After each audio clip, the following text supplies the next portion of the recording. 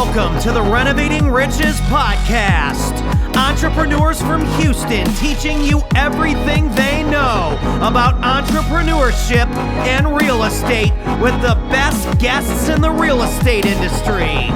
Subscribe today on all major platforms and gear up for another episode of Renovating Riches.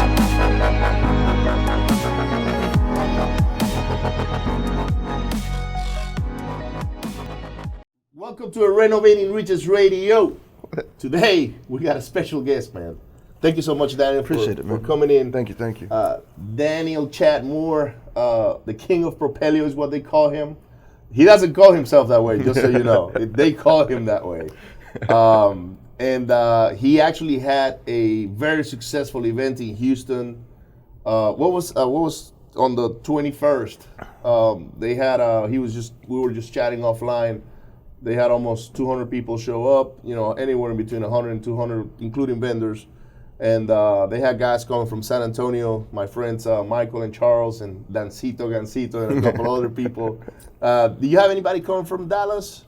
Yeah, we had Kristen Gerst come in from Dallas. Yes. So we had Jason Palliser come in from Florida. A lot of Dallas people drove down just to be a part of the event. The Dallas following is real strong. That shows the love and support you got. Yeah. That speaks a lot about you. Well, I appreciate that, man. It's been a long 5 years of making sure that I don't mess people around. That's been my whole life, but overall, I think it's not hard to build a following when you provide more value than you take from people. Yes. So let's talk about you. Who are you? Where do you come from? Social security number, bank account number, that kind of deal, right? All right, let me get my driver's license for you.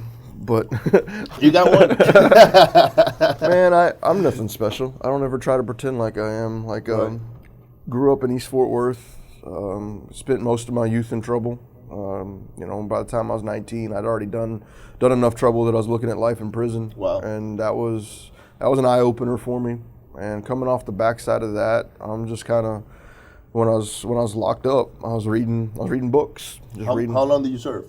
I didn't get any pen time. I had to sit in county waiting to go to trial. Okay. So I was sitting in county for about 6 months before I got bonded out. All right. But while I was in county, the book cart would always come around, and I got a book off the book cart that was written by Ross Perot.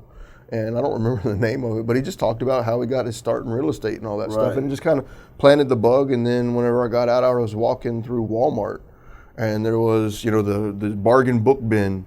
And there was another book in there written by Kiyosaki and Donald Trump. It was a co-authored book. I remember that one. And I picked that one up, and I started reading that, and I was like, you know what?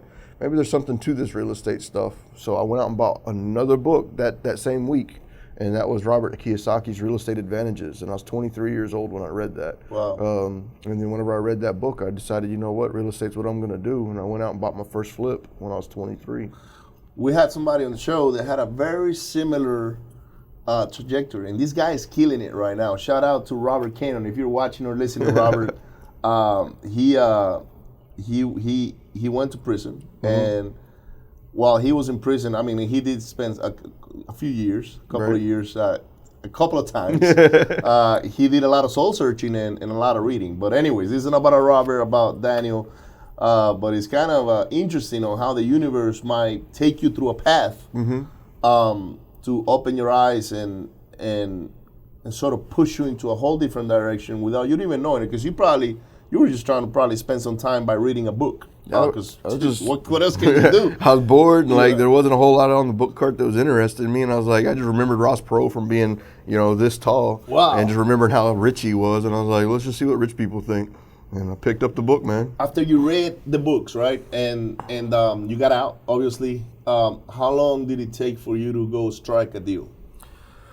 When I got out, I wasn't going all in on real estate. All I did is just read that one book. But it was probably about 8 months to 9 months to a year after that, whenever I was walking through Walmart and saw the second book. And saw the second book. And then after reading the second book, it was probably within a year that I bought my first. So 2 years later, and I'm pretty sure you went and tried to find jobs and things like that just to sustain yourself. Yeah. Which was very hard probably to do. I was making like $9 an hour at that time pulling wire for basically an electrical contractor. Okay. All I was doing is showing up and pulling wire for them. And then, I was on lunch break one day and I was driving through a neighborhood on my way to find something to eat, and the whole neighborhood was just abandoned.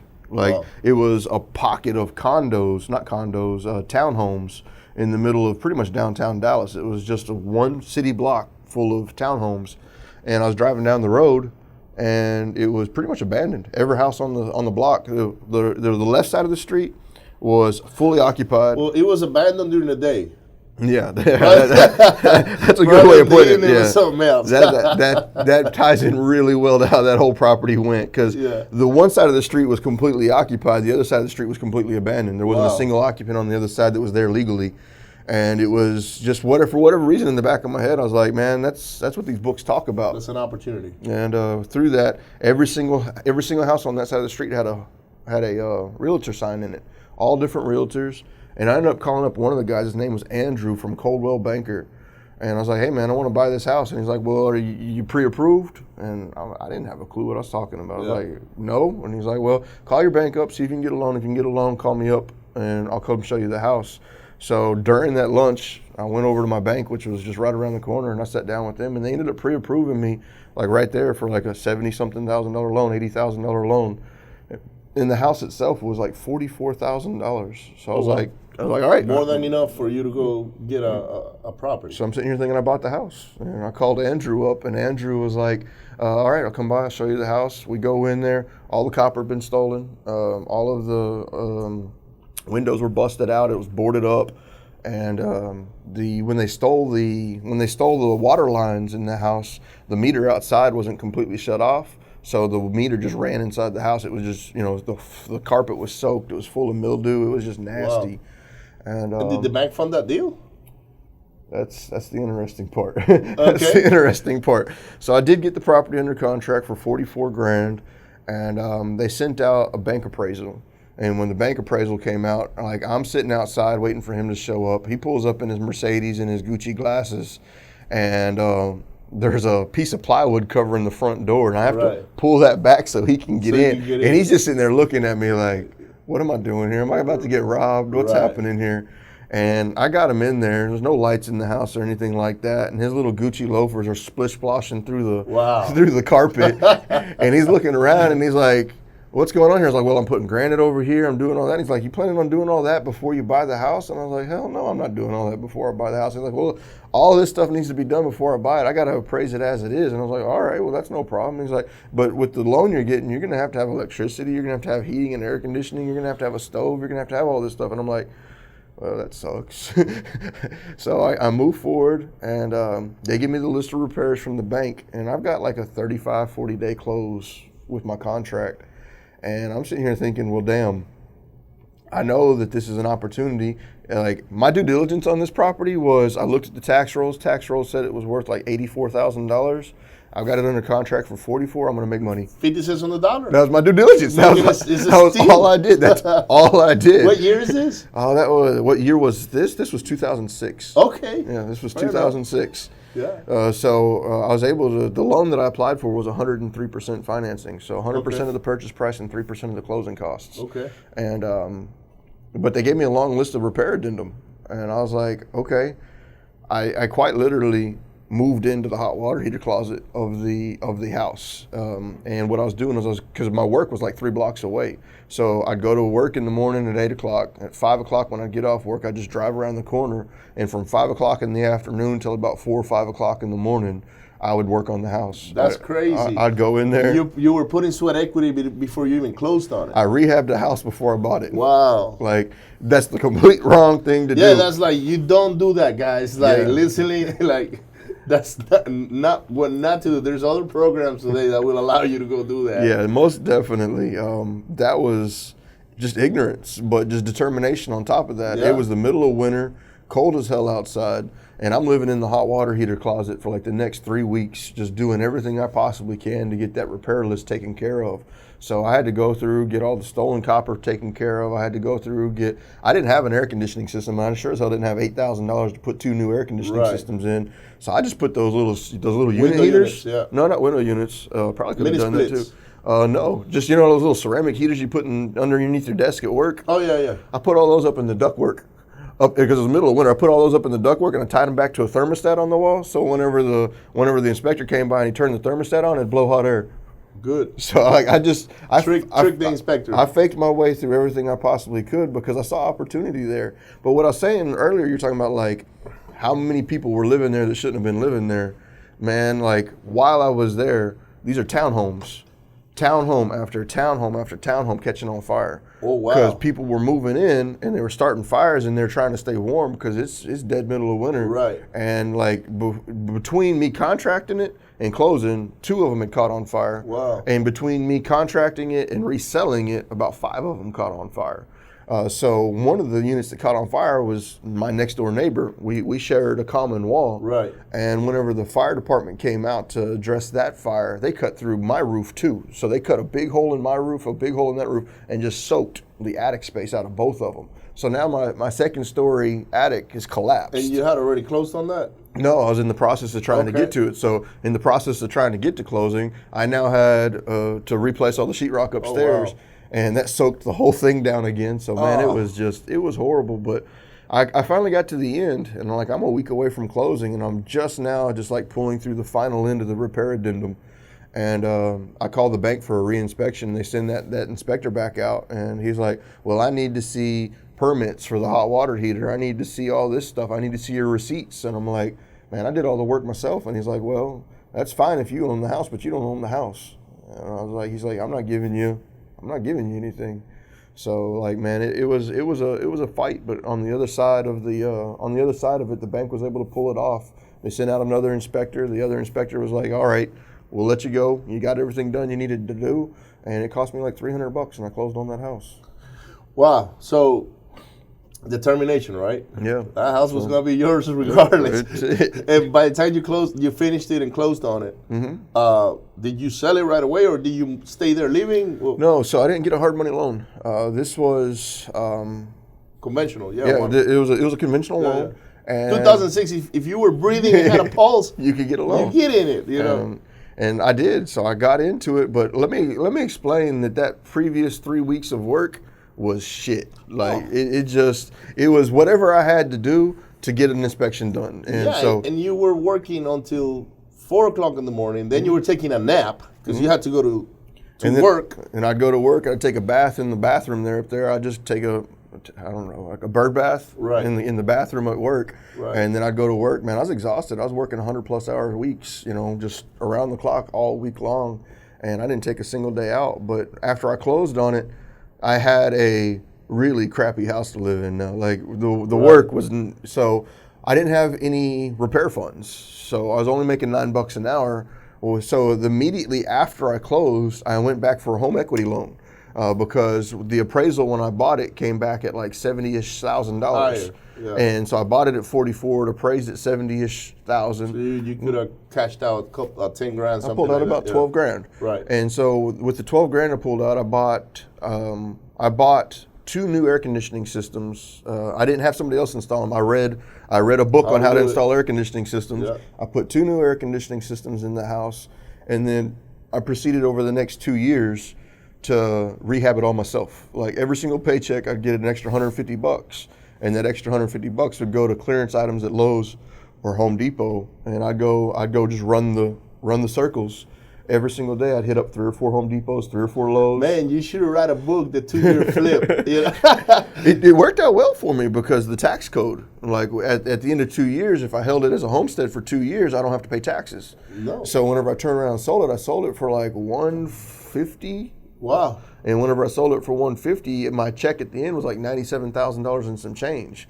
So like I went from, being dead ass broke to having almost $100 grand in the bank, which is something I'd never even heard of before. Yeah. And with that being said, man, like my life completely changed. It just became an addiction. From there, I rolled it up and I hit almost $250,000 inside of about 2.5 years. So I took that 100, put it into 4 more flips, 5 more flips, and I just kept stacking it up. And what it was completely unknown to me was going on around me was the crash. So I'm sitting here flipping all through 2008, and like I finally got stuck on a property that I couldn't sell, and I lost a big chunk of change. Wow. And that's what opened me up to, this stuff works, but you don't know what the hell you're doing. Okay, and what happened to the property? You get foreclosed on, or do you give it back to a lender? No, I bought that on cash. Oh. So how do you end up losing it? I didn't lose it. I lost money. Yeah, you got stuck with it pretty much. I got stuck with it. So it was supposed to be a property I was going to get in and out of. I bought it from New Western. Didn't know what I was doing. Right. And bought it from New Western, and I didn't know how to run comps. Even at this point in time, I didn't really know how to run comps. I just kind of look at tax rolls, and I was pretty much trusting the people I was working with. And they're telling me, 250 ARV, and I'm picking it up for like 135, 140, and I'm expecting to put about 50 to 60,000 into it. So I was into it for probably about 190. I don't remember these numbers. Right. This is a solid 10 years ago. Yeah, solid 10 years ago. 11, yeah.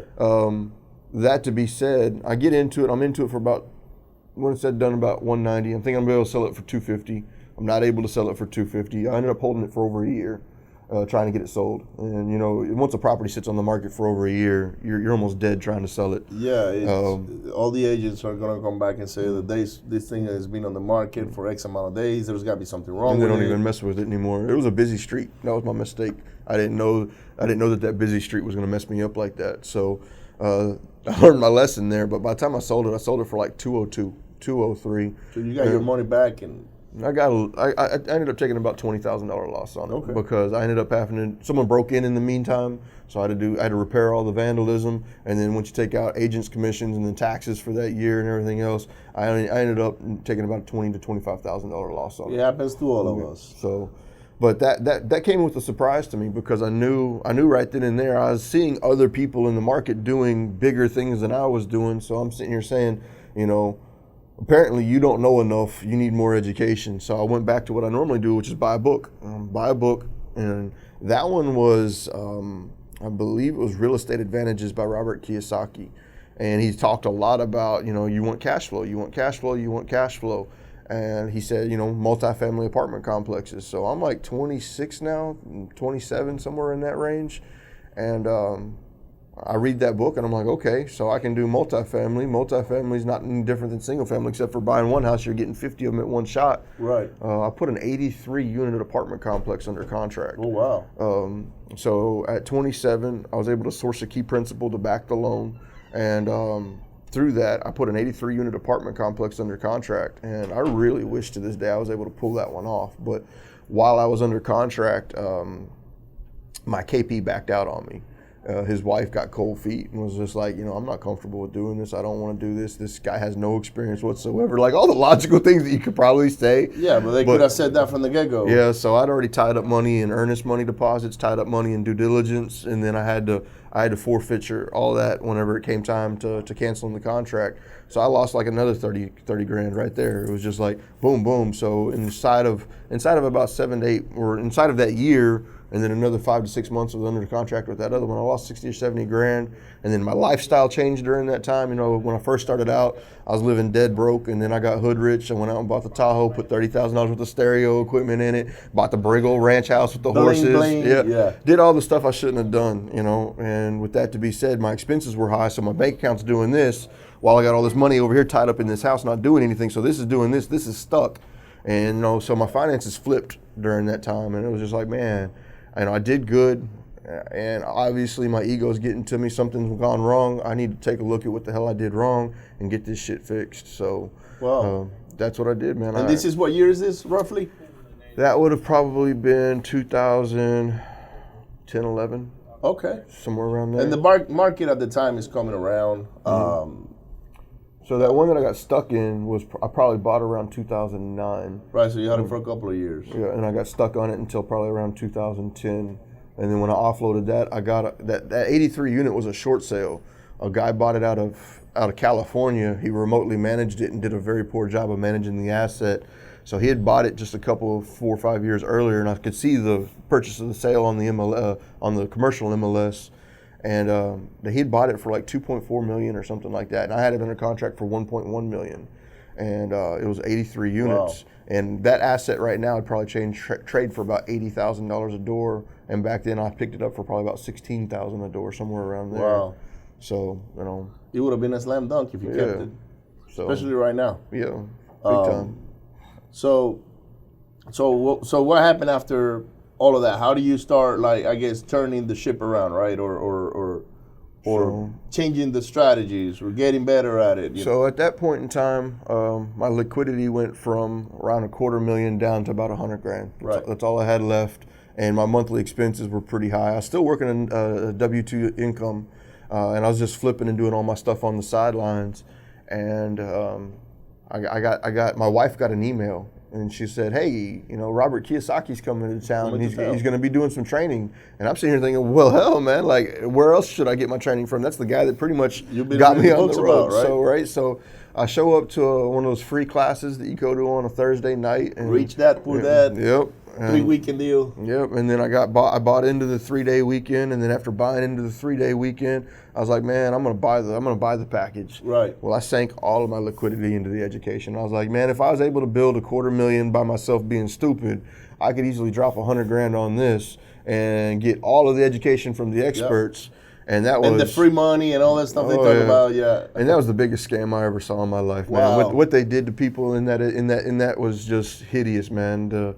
That's why they change their name like every 2 years. They can't get over all the negative reviews, so they just change their name every 2 years. So it was an eye opener. It exposed me to theory of what this business could really be. But coming out the other side of it, man, I was practically bankrupt and my head was spun out. Like there's just nothing else to say other than once you get in there, they get you into this shiny object syndrome because they want you to buy more and more and more, and they leave you in a constant state of thinking you don't know enough to perform. You're on the hook. Yep. So you need them.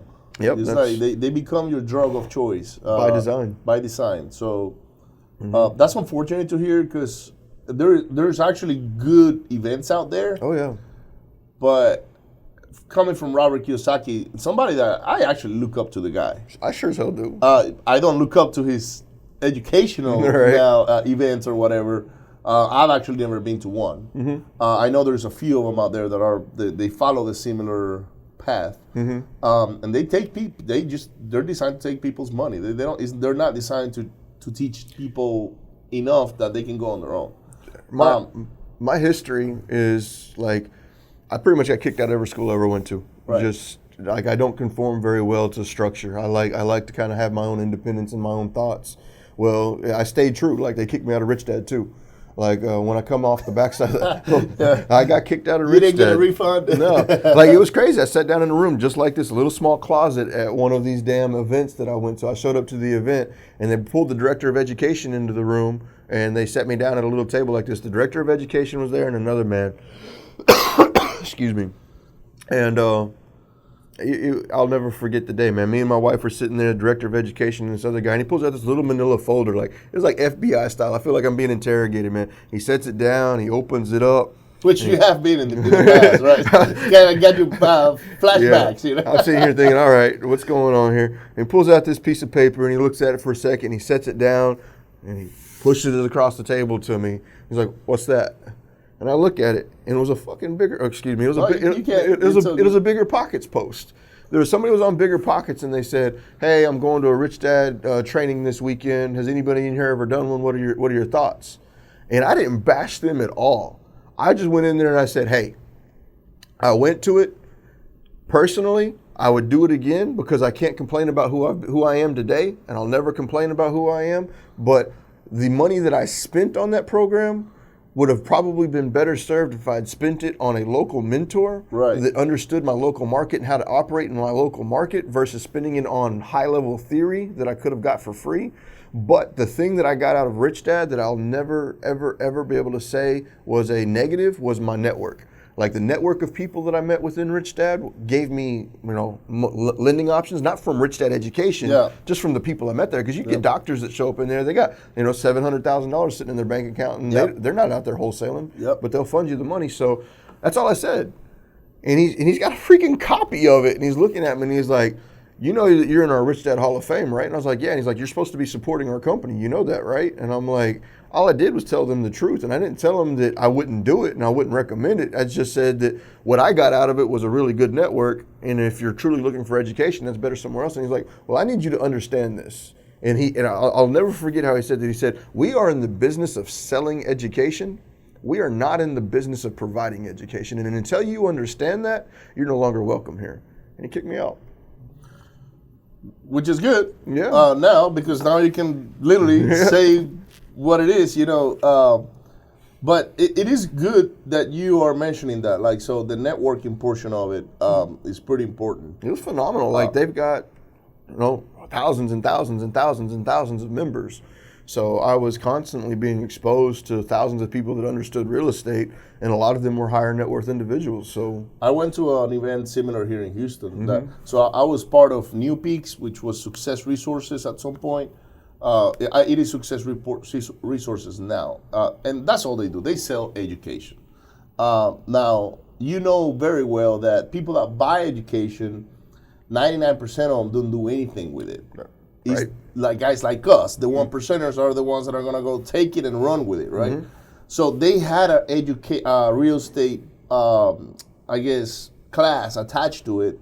I bought into a big package that was a bunch of different classes. Train the Trainer, Guerrilla Business School, they had all these different ones.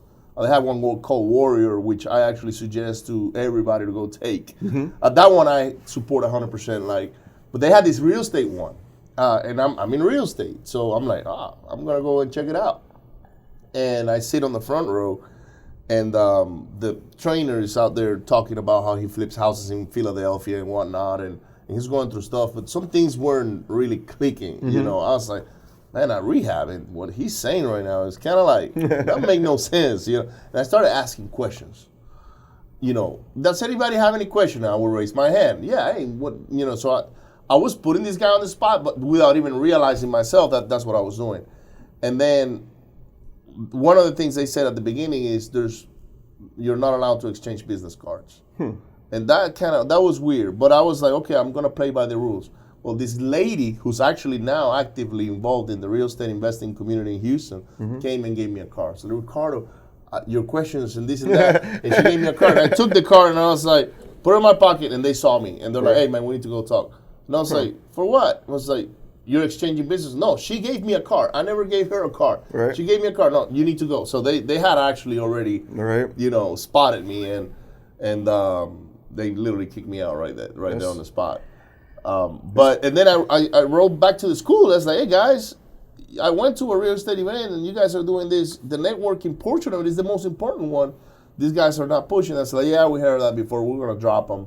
Right. And eventually, I think they did. They dropped them, but I did get kicked out of one too. So and it was the same thing. They were selling $100,000 coaching programs. Man, anybody that's listening, I have zero issues with mentors, coaching, masterminds. I enjoy being a part of the masterminds that I'm a part of, and there's no way in hell I'd ever be where I'm at today without the right mentors. But you really need to vet who you're putting your money into, because there is a lot of frauds out there, especially with Facebook. The ability of people to get on Facebook and just start, Facebook flexing and talking about all the money they make. There's one guy going around, and it just cracks me up. He's like, I do 50 contracts a month every month, and I make on average $27,000 per contract. And I'm like, so I can do math. Yeah. You're making $27,000 per contract times 50 contracts, and you're out here trying to hustle $5,000 coaching programs. It's like, you're full of shit, man. And it doesn't make sense. Yeah.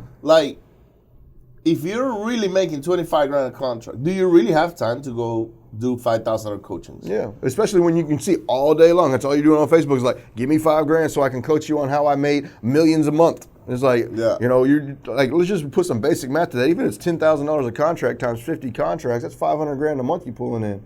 It's where's your math at, man?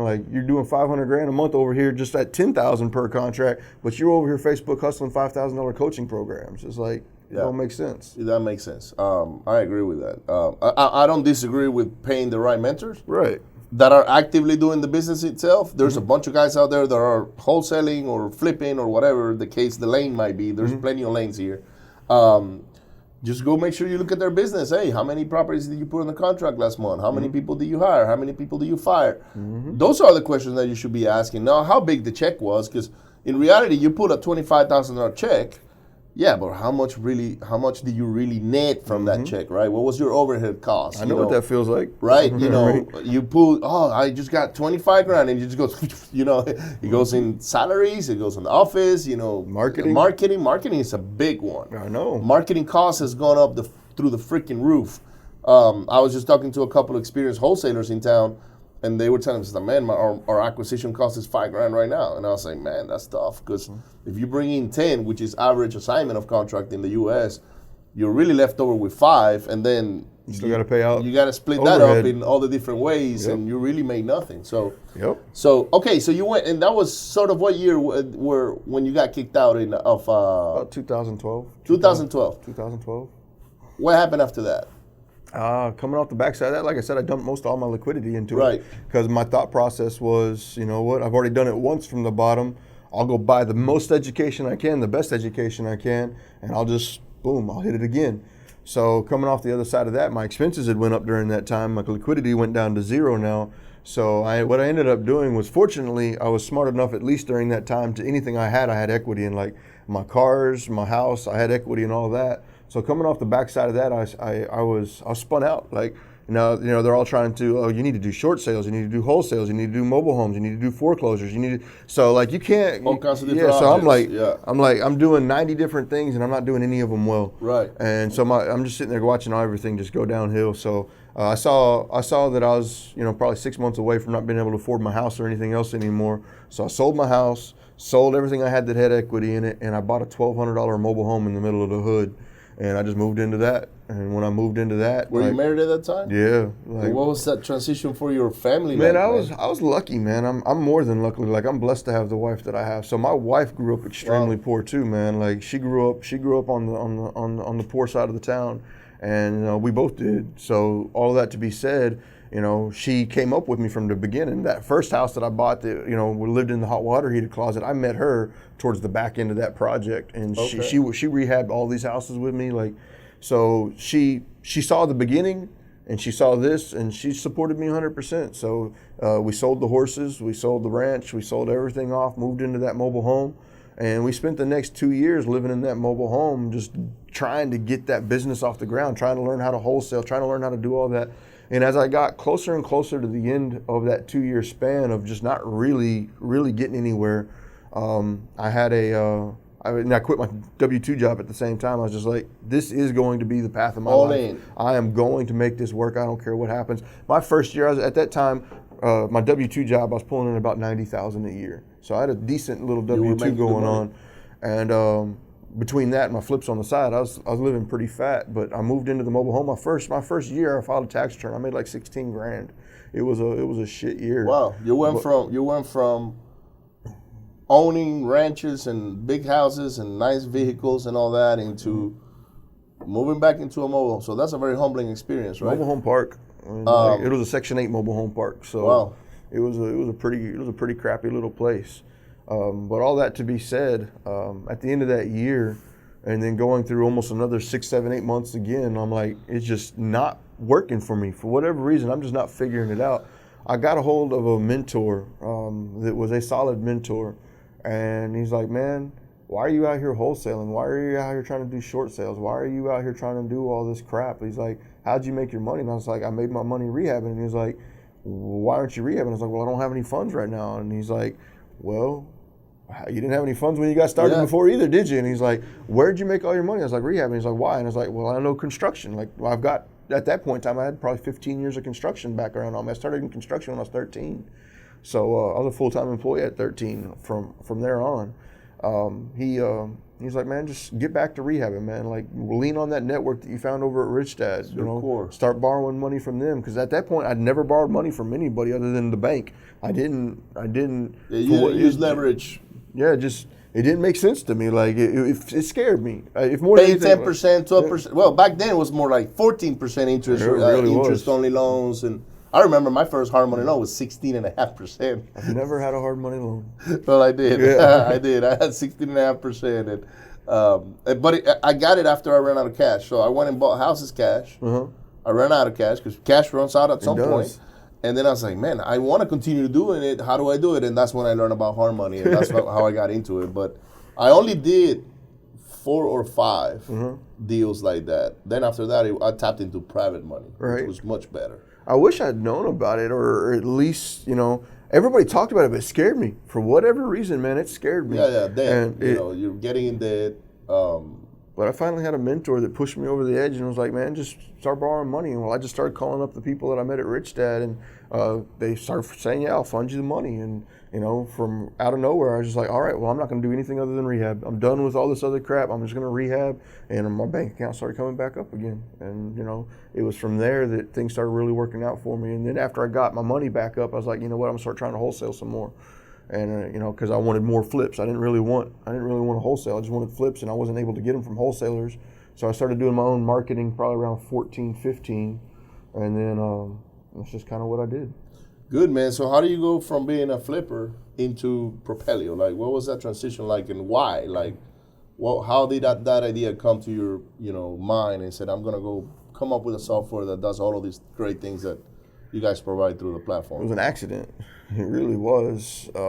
I was at that point in time, whenever I was trying to get heavy on the wholesaling side. My best year was like 2016-ish. Okay. I did 60-ish properties that year. Okay. And it was just me and another lady at the office, so it wasn't a big team. But I had like probably 10 or 12 different software systems that were all costing anywhere between like $50 to $200 a month. And none of them worked together, but they all did one little thing that I needed. Like I needed my website, I needed a phone system, I needed a little CRM, I needed something to do this, and this. And once you add all that together, I was spending, you know, $1,200 a month, $1,000 a month just in software. And none of it worked together, which pissed me off because now I had to hire a VA to kind of manage, like anytime, okay, here's your task. Whenever something goes in over here, you need to take that and put it over here.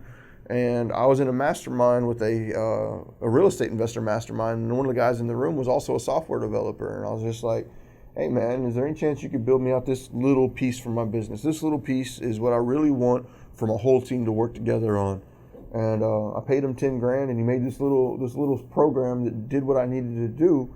And then I came back to him, I was like, all right, well, what if I wanted to do this? And he started talking about that. And then while he started talking about that, I was like, well, what if I wanted to do all this? And I was like, I want to do this, and this. And he's like, man, like that right there, I'll just say blank check, and it's going to start at around $1 million. And I was like, well, obviously I'm not doing that. And then, we started talking, and he's like, well, what if I built it for you? And instead of building it for you, we would just put it out to the whole world. And that's how Propelio got started. Wow. So that's great. So you were solving your own needs. Yep, that's where it started. And that's literally how I started my mailing company. I was solving my own needs. Right. I would buy letters from a company in California, and by the time I put an order until the time my phone started ringing was 3 weeks to a month. That was too long. Like I couldn't, like I was like, man, there's gotta be a way to make this happen quicker. And I can't have 10, 20 grand just sitting there for a whole week.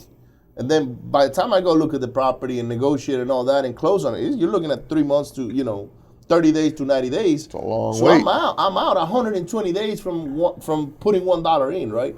So I went and bought all the equipment and figured it out, and now I send the letter, and guess what? The next day my phone rings because awesome. It's quick turnaround. I think innovation comes from necessity. Like, obviously you can't have all of your liquidity pushed out into marketing and then wait 120 days to get it back. No, you go broke. Yeah. You're going to run out of oxygen. And like podcast. So the podcast, it started because, and I don't think I've ever talked about this on the podcast, but we're kind of like solving problems, right? And for some reason, so we weren't, Dennis and I, my business partner, we were heavy rehabbers. So we were very similar to what you did. We were doing, I don't know how many houses a year, like a lot. And we weren't part of the real estate community. We didn't network. We didn't have to. All right. Because we marketed ourselves, got the properties, bought them, fixed them.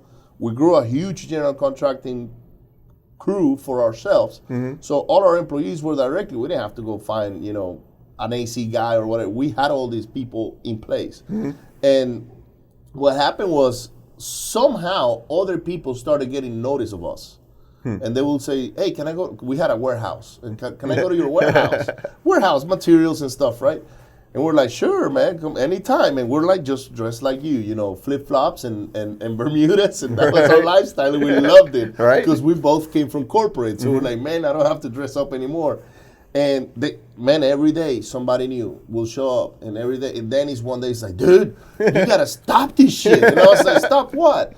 We can't work. I was like, what are you talking about? He's like, you got all these people showing up, like, and we're just teaching them how to do what we do, and then we end up leaving the office at 8 or 9 p.m. because for the most part of the day, you had 2 or 3 people show up, and I'm one of those guys. I really want to help other people out, right? And I was like, all right, fair enough. I'm going to start turning people down, but how can we continue to help them out without them taking, maybe an hour, of our time a day? And if it's 3 of them, there's 3 or 4 hours now. And he's like, well, I watch a lot of YouTube. Like, he follows people on YouTube or whatnot. He's a car lover. And he loves Lambos and things like that. And he's like, why don't we do a YouTube channel where we just interview other people, or we talk about what we do, and that's how we. If somebody calls us, say, hey, can I go to the office? And I know, go check out the Renovating Riches that makes a lot of sense. And then if you have more questions, then send us an email and we'll go from there. And it's not that we were turning down networking. It was just that it was really taking a lot of our time. You do have to be very conscientious of your time, because it doesn't take long at all for you to lose a big chunk of your week just doing nothing other than helping people. And I ended up in the same path. Like, man, like everybody that asks, like, hey, can you teach me this or that? I'd say, all right, let's go somewhere. Let's sit down and meet. And I'd spend 3 or 4 hours. And I'm like, all right, if you want to get started, this is how I did it. This is what I did. Go out here and do this, this, and this. And you take that times 10 people a month. Well, that's 40 hours out of your month that's just gone. And that's you're not getting compensated by it either, because you're not charging for it. You're just doing it in good faith. I want to see other people win. And that's 100% why we started the Academy. It's like, if I'm spending 40 hours a month trying to help other people out one at a time, that's no longer scalable. And I don't have 40 hours a month to just give to something like that. So when we created the Propelio Academy, it was 100%, how can I automate helping everybody that I want to help and still be able to move forward? So we created the Academy, where I would basically just take everything that I do sitting down with somebody at a table like this and teaching them, but instead of doing it one-on-one, I just do it on camera. And then if anybody ever calls me, I was like, hey, Daniel, how can I wholesale? I'll be like, go watch the video. I'm not here to mentor you and everything like that. But if you truly want to learn how I did it, go watch the video, and it's all there. So that's good. So, and it's free, by the way. Yeah. You don't have to pay for anything. You just go to propelio.com. /academy, I think it is. And you got all kinds of stuff there. You got owner financing. What sort of subjects are you guys covering right now? Subject 2, wraps, basic owner financing, mobile home investing like Lonnie deals. We've got multifamily investing in there. We've got marketing in there. Like Christina Cross came in from Boston to teach on that. She does about $1.5 million a month in direct mail. So she comes in there, teaches about KPIs, how to analyze, follow up, and keep track of all that stuff. We've got stuff in there about neuro-linguistic programming. We've got stuff in there about negotiations. We've got stuff in there about how to maintain your finances as from a CPA bookkeeping standpoint. It's really a university what you have. It's 100% all Not I wouldn't call it an academy. I'd call it a university. I'd like to, but that's illegal. Yeah. You have to register as a university, right? So that's awesome, man. I've actually watched some videos from there. I've actually started getting a hold of Propelio through Facebook. Like, somehow it started popping up on Facebook, and there was people talking, and I was like, man, that's actually pretty cool, because we were already podcasting, so we could relate to what you guys were doing. But you guys had a different setup. It was more like a library type setup, where you have 4 different people or 3 people or whatnot, just giving knowledge out. And it's actually pretty cool and pretty awesome. So what does Propelio, like the platform, can you tell us a little bit about the platform? So the Propelio software itself is essentially the ability to help you kind of with your acquisitions. You know, we've got four key things that Propelio does. MLS comps, especially for here in Texas, like Texas being non-disclosure. If you're trying to get access to the MLS comps, waiting on a real estate agent can kill a deal. Like it can just completely kill a deal. So immediate access to true MLS comps with Propelio. You go a step further from there, lead lists. Like, one of the blood of your business is the ability to acquire properties, and lead lists is one way to get that started. So we provide nationwide access to county records, so you can see deed filings, high equity, low equity, no equity, vacant properties. You can pull all of those properties in Propelio up to 5,000 a day. Here in Texas, we do pre-foreclosures, probates, affidavits of heirship, and we also do appointments of substitute trustee for people that are watching, a lot of people back in the day didn't know what appointments of substitute trustee were. That's kind of one of my niche lists. So we do lead lists, we do true MLS comps nationwide, but then we also do websites. So if you need a website for your business to do some lead capture from, some SEO, pay-per-click campaigns, we offer turnkey investor websites. You don't need to have any experience, just 5 minutes. You can come in there, get your logos up on your website, get your branded colors going. You've got your website up and running.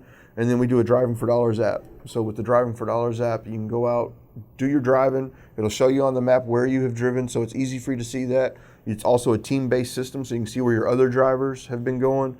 Drop pins on maps, pull up the owner's information, all the record locations, and then you can skip trace them, cold call them right there, and you can send them direct mail all from within the mobile app. So those are the core 4 things that we do right now. And our goal before the end of the year is start adding over in some voice systems, so that way you can bring your call systems in there as well. That's awesome, man. That's awesome. So what's next for Daniel? Like, where are you going forward?